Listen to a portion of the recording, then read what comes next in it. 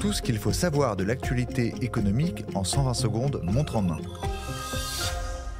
Bonne nouvelle si vous bénéficiez de RTT. Lors de l'examen du projet de loi de finances pour 2025, les sénateurs ont adopté un amendement prolongeant jusqu'au 31 décembre 2026 la période des RTT rachetables. Un sacré avantage pour les travailleurs concernés, d'autant plus que les sommes perçues sont exonérées d'impôt sur le revenu dans la limite de 7 500 € par an.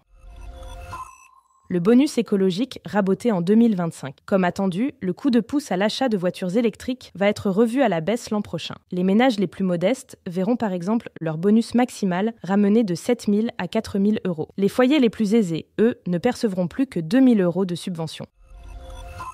32% des Français estiment que les chômeurs sont des assistés. C'est ce qui ressort d'un sondage réalisé par l'Unédic et présenté à la presse ce mardi 26 novembre. Ce chiffre, bien qu'élevé, est en recul de 3 points par rapport à l'an dernier. Pour l'Unédic, les Français ont des idées erronées sur le chômage. Ils surestiment, par exemple, le nombre de demandeurs d'emploi percevant une allocation ou surestiment le montant de celle-ci.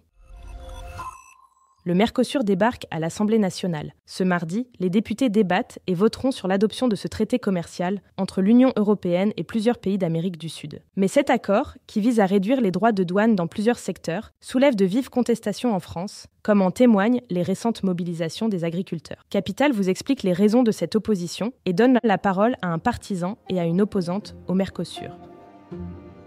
Ce podcast a été écrit par les journalistes de Capital et mis en voix par une intelligence artificielle. N'hésitez pas à vous abonner sur votre plateforme habituelle pour écouter chaque épisode dès sa sortie.